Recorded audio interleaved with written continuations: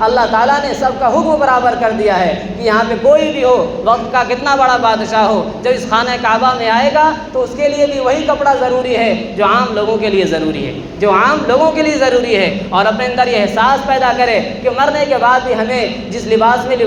دفنایا جائے گا، کفنایا جائے گا، وہ یہی لباس ہوگا۔ اور جیسے ہی تلبیہ پڑھ لیتا ہے، لبیک اللہم لبیک لا شریک لک لبیک ان الحمد والنعمت لک والملک لا شریک لبیک، جب اس طرح سے تلبیہ کہہ لیتا ہے اور پھر آگے بڑھتا ہے، اپنے میقات سے آگے بڑھتا ہے اور خانہ کعبہ کے پاس جاتا ہے، اور جب اس کا طواف کرتا ہے، جو طواف کرتے ہیں ان سے پوچھیں اس عبادت کا مزہ کیا ہے، اس عبادت میں اللہ نے کتنی روحانیت اور کتنی لذت رکھی ہے۔ اور اللہ تعالیٰ نے یہ خانہ کعبہ کا جو طواف ہے، یا اس کے اندر حجر اسود کو جو بوسہ دیا جاتا ہے، اسی طریقے سے ملتزم جو بنا ہوا ہے، لوگ اس سے لپٹ جاتے ہیں، اس سے چپٹ جاتے ہیں، رو رو کے دھاڑے مار کر کے اللہ سے دعائیں مانگتے ہیں۔ اللہ تعالیٰ نے ان تمام عبادتوں میں فطرت کا لحاظ کیا ہے، نیچر کا لحاظ کیا ہے۔ جب انسان کسی سے محبت کرتا ہے تو چاہتا ہے کہ اس کے پیشانی کو بوسہ دوں، اس کے ہاتھوں کو چوموں، اس کو گلے لگاؤں، اس کا چکر لگاؤں، جتنے بھی دل کے اندر اس سے محبت کے تعلق کے اظہار کا جو ساری چیزیں ہوتی ہیں، اللہ تعالیٰ نے خانہ کعبہ کے اندر وہ ساری چیزیں رکھ دی ہیں کہ اگر آدمی کسی چاہتا ہے کہ محبت کرتا ہے، اس سے بوسہ لینا چاہتا ہے، تو اللہ تعالیٰ نے کہا کہ تم براہ راست مجھے بوسہ نہیں لے سکتے، اس حجر اسود کو بوسہ لے لو، گویا کہ تم نے مجھے بوسہ لیا۔ اگر تم میرا چکر لگانا چاہتے ہو تو اس خانہ کعبہ کا چکر لگاؤ، ایسا لگے گا کہ تم نے میرا چکر لگایا ہے۔ کوئی چاہتا ہے کہ اپنے محبوب سے لپٹ کر روئے تو ملتزم کے پاس جاؤ، اس سے لپٹ جاؤ، اور جس طریقے سے انسان اپنے محبت کرنے والے سے لپٹ کر کے روتا ہے، اس سے لپٹ کر کے رو، اللہ تعالیٰ تمہاری دعائیں قبول کرے گا۔ اور ایک عجیب عاشقانہ حج یہ عبادت ہے۔ اللہ تعالیٰ حج کا طواف کرنے کے بعد پھر کیا کہتے ہیں کہ تم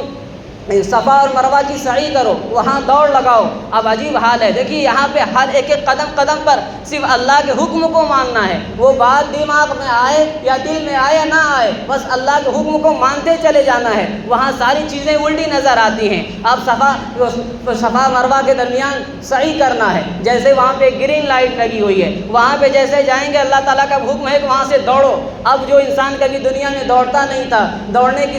اس کے اندر کوئی عادت نہیں تھی، اب وہ چاہے پڑھا لکھا ہو، چاہے جاہل ہو، چاہے بچہ ہو، چاہے جوان ہو، چاہے بوڑھا ہو، بس اللہ کا حکم تھا کہ گرین لائٹ سے تم کو آگے دوڑ لگانی ہے، تو سارے کے سارے وہاں پہ دوڑ رہے ہوتے ہیں، سب دوڑ رہے ہوتے ہیں۔ بس یہاں پہ اللہ کے حکم کو پورا کرنا ہے، یہاں پہ اپنے انسان اپنے عقل و حواس کو ختم کر دے، اپنی سوچ کو ختم کر دے، بس اللہ کے حکم پر، اللہ کا حکم آیا تو چکر لگایا، اللہ کا حکم آیا تو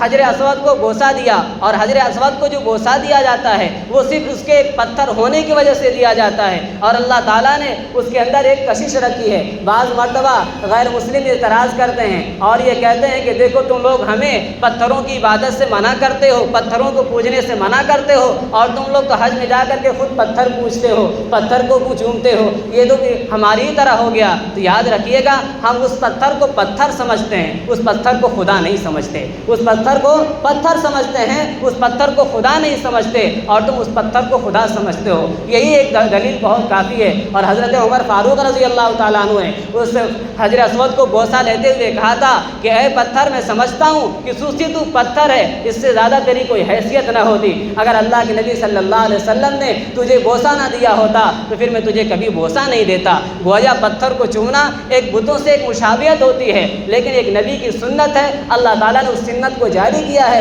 اس لیے تمام امت مسلمہ کو یہ لازم ضروری قرار دیا گیا جب وہاں جائے، قریب میں ہے تو اس کو ہاتھ سے بوسہ دے، دور سے ہے تو اشارہ کر لے، پھر بھی اس کو ثواب مل جائے گا، جو دعائیں مانگے گا اس کی دعائیں قبول ہو جائے گی۔ اور اس کے بعد جب آدمی وہاں سے جب صفا اور مروہ کے درمیان سعی کر لیتا ہے تو پھر اللہ تعالیٰ جہاں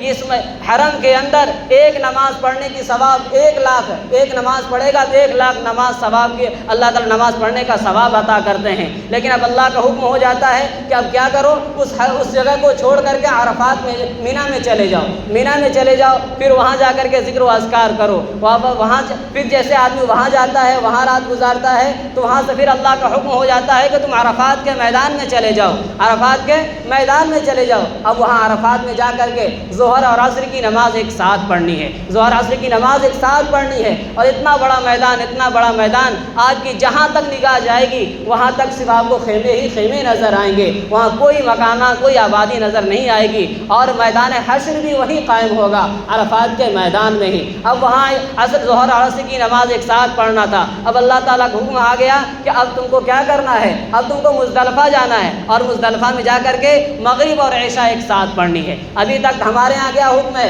कि जैसे ही सूरज गुरूब हो जाए फ़ौरन मगरिब की नमाज़ पढ़नी है, लेकिन यही नमाज अल्लाह का जब हुक्म आ जाता है तो मगरिब को ताख़ीर से पढ़ा जाता है, मगरिब को ताख़ीर से पढ़ा जाता है। तो गोया कि अल्लाह का अगर हुक्म है कि मगरिब की नमाज को जल्दी पढ़ो, फिर अल्लाह का हुक्म आ जाता है मगरिब की नमाज को ताख़ीर से पढ़ो, तो फिर हमको उसी एतबार से नमाज़ पढ़नी है। तो ये तमाम जो हज की इबादत हैं, जो अरकान हैं, ये आशिकाना शान रखती हैं। बस इंसान को समझ में आए चाहे ना आए, बस अल्लाह का जो हुक्म है, अल्लाह ताला को उस हुक्म को इंसान पूरा करते चला जाए। और इसके अंदर इतनी बहुत मुशक्क़तें, बहुत तकलीफ़ें बर्दाश्त करनी पड़ती हैं, लंबे सफ़र उसको तय करने पड़ते हैं, पैदल चलने पड़ते हैं। अल्लाह के नबी सल्लल्लाहु अलैहि वसल्लम ने फरमाया जो तमाम हज के अरकान को पूरा कर लेता है तो पूरा करने के बाद गोया ऐसे हो जाता है कि उसने आज ये गोया ऐसा हो जाता है गोया कि उसकी माँ ने उसको आज ही जना है। यानी जब बच्चा पैदा होता है तो गुनाहों से बिल्कुल पाक और साफ़ होता है, तो हज के आने के बाद भी बंदा क्या होता है, बिल्कुल गुनाहों से पाक और साफ़ हो जाता है। तो हज से आने वाले हजरात के लिए चाहिए कि जिस तरीके से उन्होंने अल्लाह के घर के सामने, अल्लाह के घर में अपने गुनाहों से तौबा किया, अपने हुकूक की अदायगी के लिए उन्होंने अल्लाह से अहद लिया, इकरार लिया, यहाँ आने के बाद भी इसी तरीके से वो दुनिया के अंदर अपनी इबादत सालिहा में तरक्की करते चले जाएँ। और जिन हजरात को अल्लाह ताला ने वुसाअत दी है उन्हें चाहिए कि वो जाएं अल्लाह के घर का, बैतुल्लाह का हज और उम्रा करें जिस तरीके से अल्लाह ने इस्तिताअत रखी है। और अल्लाह के नबी सल्लल्लाहु अलैहि वसल्लम ने फरमाया कि जो शख्स हज और उम्रा कर लेता है तो अल्लाह ताला उसके घर के अंदर से गुर्बत ख़त्म कर देते हैं, वो शख्स कभी गरीब और फ़कीर नहीं होता। अल्लाह ताला हम सबको कहने सुनने से ज़्यादा अमल की तौफ़ीक़ नसीब फरमाए।